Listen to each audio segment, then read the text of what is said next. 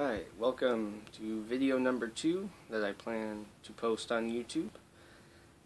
This video I'm going to do things to avoid in Creepypasta. Things to avoid when writing Creepypasta. I did a couple sketch planning videos for this one. So some of this I've said before and might not sound as off the cuff as some of the rest of it.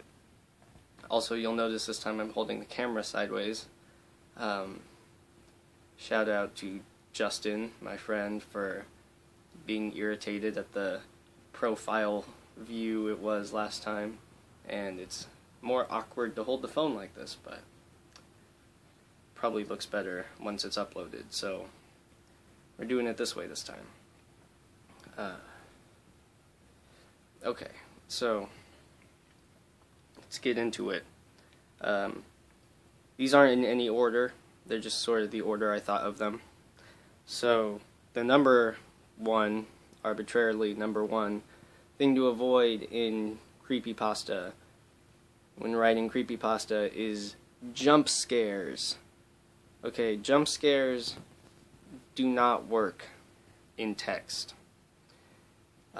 Jump scares are the domain of audio and video. You know, it's a combined effect of the scream or the loud noise as well as the sudden change in the picture. You know, sometimes it's just a color like white or red, or sometimes it's like a scary face or like a heap of bodies or something. We'll touch on the heap of bodies motif a couple times in this video, but just throwing that in the text. You know, I was at my computer and then there was a flash of light and a scream and I almost fell out of my chair. Like, it's not as impactful as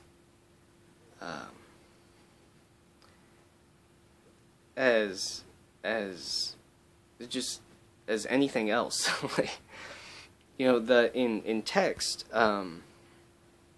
it's not the bang, it's the anticipation. You know, that's what I think Hitchcock, Alfred Hitchcock, said about film. It's not the bang, it's the anticipation. But even in film, like, they need to play up the anticipation before the sudden loud noise, or it seems like a cheap effect. Even in the medium that jump scares work in.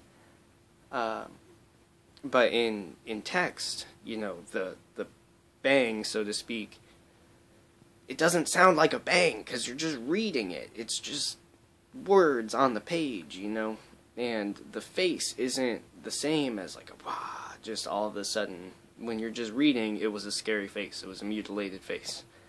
It's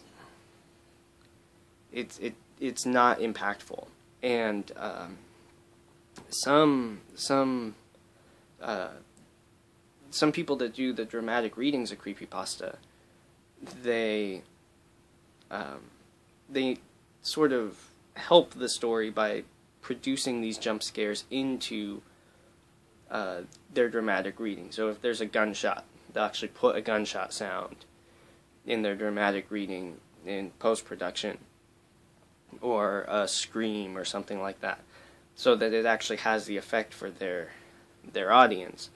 But when it's just text, when you're just reading text, or if the person doing the dramatic reading isn't, they think your story should stand on its own and they're not going to bother to add sound effects, that jump scare is just going to fall flat. It's just not going to work. Okay. The next thing to avoid in Creepypasta when writing them is killing yourself in the first person. When you say, and then somebody pointed a gun at me and shot me and my life ended. There are Creepypastas that end this way, and any credibility that is established by setting the story in first person is completely upended by saying, and then I died.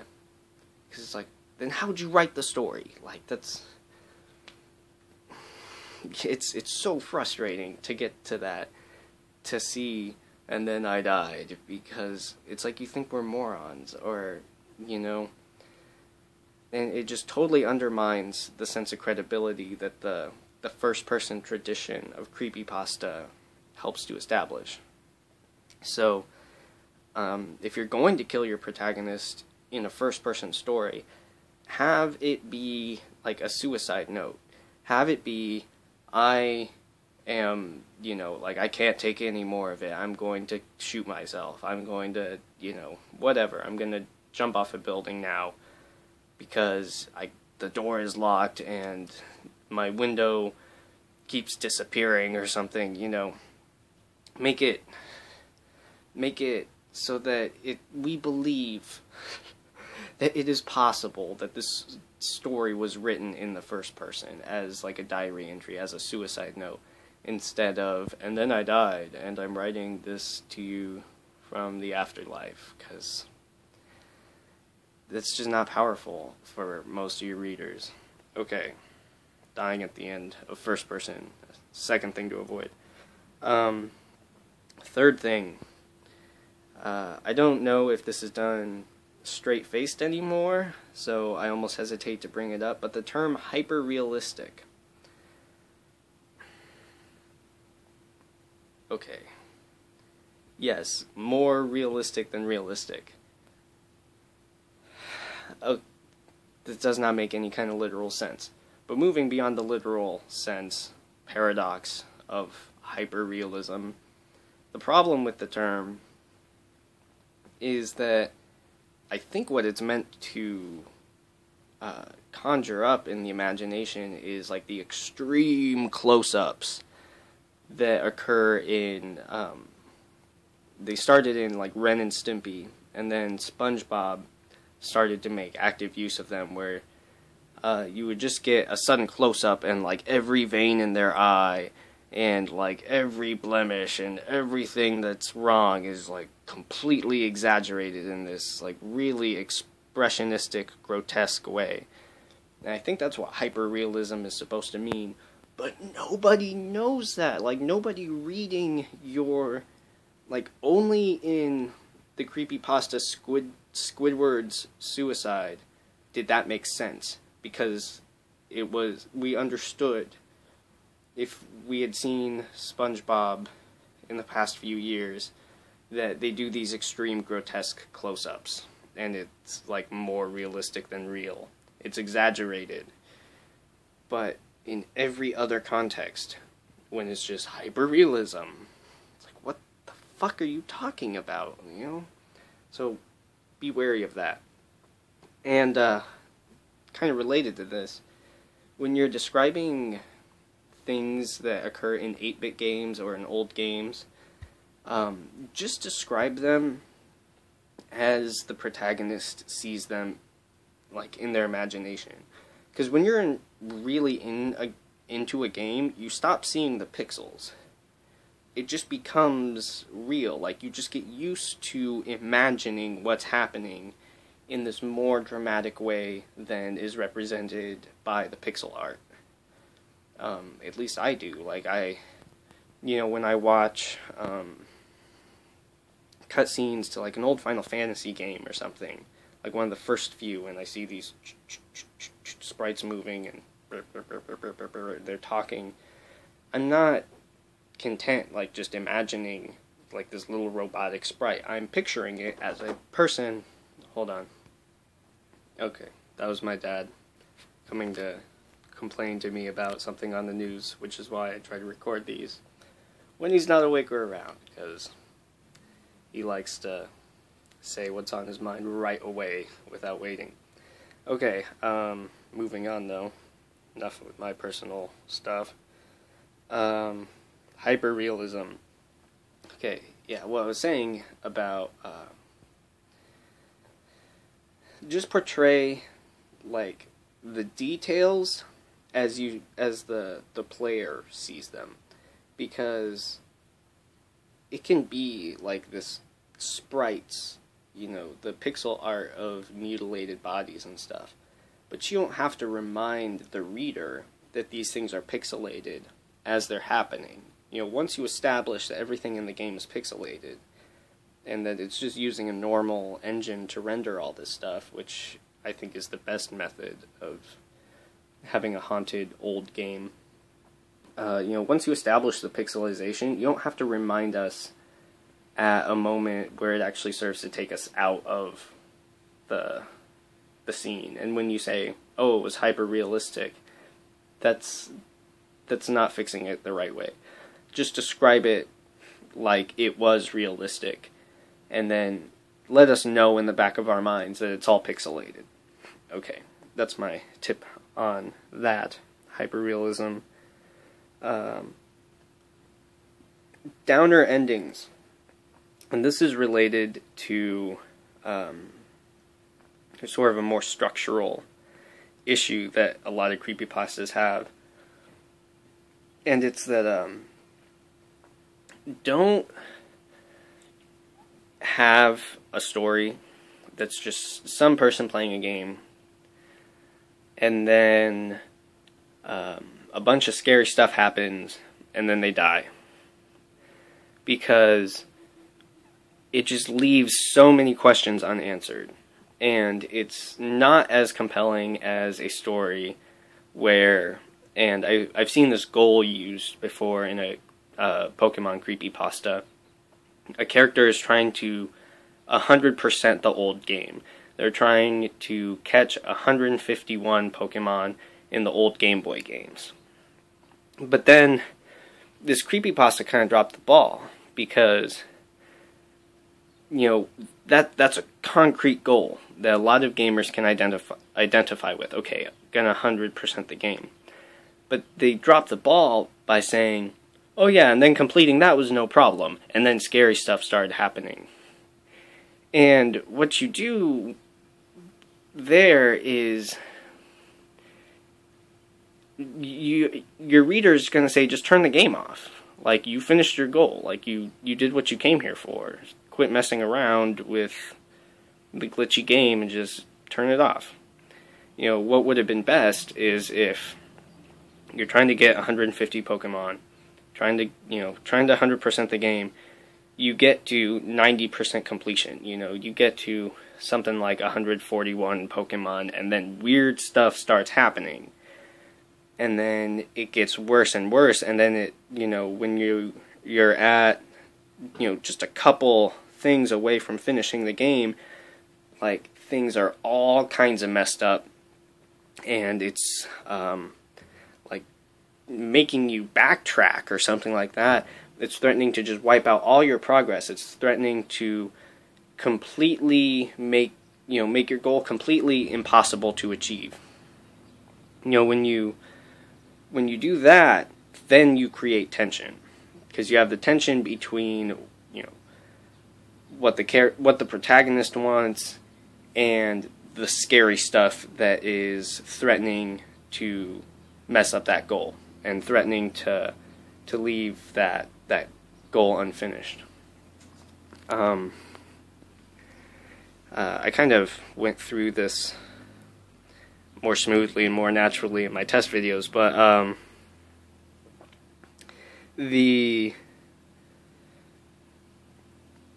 your creepypasta needs a plot, and it can't just be a list of scary things. And I'm going to define plot as a series of obstacles to a goal. Whether that goal is 100% a game or restore normalcy in some way, I would say avoid that one generally, because that one is pretty close to, like, it's easy to have a restore normalcy plot to just be no plot, to just be like weird stuff is happening and they want it to stop. Like, okay, but they need a way to stop this. If there's no potential to achieve normalcy, then it's just some person being harassed. And that's not as compelling a story as somebody trying to do something and things getting in the way. Which brings me to my probably one of the last points. I have two more points. The second to last one is gore for its own sake. You know, you can say there's a pile of bodies. They're all naked, and there's blood everywhere. There's blood on their faces and on their backs. Some of it's dried, crusted, and brown, and some of it's fresh and pooling and steamy. And, you know, and I can go on like that. But there's no point, you know. What am I working up towards? If I'm just listing upsetting imagery, like, sure, it might be, you know, it might take skill to write that. It might take a lot of effort to write that. And it might be kind of upsetting, but it's not going to be as upsetting as, say, there is one living boy in the heap of bodies. And the bulldozer is pushing the pile into a mass grave with the boy in it. And there are armed soldiers all around, and men with shovels, all waiting to finish this mass grave. And the kid has dead, unblinking corpses inches away from his face, and he can smell the corpses that have shat themselves, and they've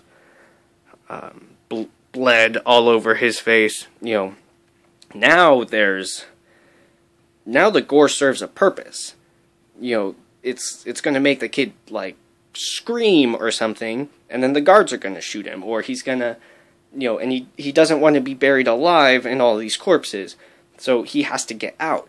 But if he gets out, the guards will shoot him, he'll get hit with a shovel, he'll get ran over by the bulldozer or something, you know. Then, at that point, the gore has a purpose. It's not just a heap of bodies. It is an obstacle to a goal, to a very important goal of not being buried alive, you know. And then it's much more impactful, especially if there's this idea that the character has to stomach this gore, this grotesque monster thing, and they have to do it without throwing up or without screaming or without making a sound, because if they do, then they'll be killed. You know, it creates stakes. It creates much more tension than just like, oh, he's just describing a bunch of gore, and that's upsetting and sad. So yeah, gore for its own sake, blood for its own sake, characters with no eyes and bloody. These things work better as obstacles if you can make them obstacles. Or, you know, or the monster that is attacking you is really gross, and it smells like the description in Sin City, like vomit and bad food or something like that. You know, and it creates this like you have to, like, it's not just this, like, their physical person that is upsetting that you have to tolerate. Like, you have to tolerate their just essence, their presence. Okay. So all that stuff helps a story. Which brings me to my final point, which sort of is an umbrella of all these points, which is, don't have things happen for no reason. As a writer, you should know why every character is doing every act. You should know why, you know, even if the reader never finds out why the serial killer is killing people, you need to know as the writer what triggers the serial killer. You know, you need to have some kind of explanation. or your story's not going to seem logical. And a lot of times, if you think of these backstories and you plot these backstories out and make sure that everybody has a reason, has a goal they're trying to achieve that explains all of their actions, or almost all of their actions, preferably all of their actions, then even if that goal is unstated, the reader might be able to figure it out. They might be able to say, like, oh, well, the killer, he only kills blonde women, in all these in all these instances. And we never find out exactly why that is, but, if as the writer, if you have this backstory of, why this guy hates blonde women or something like that in mind, it will help you construct a more plausible list of crimes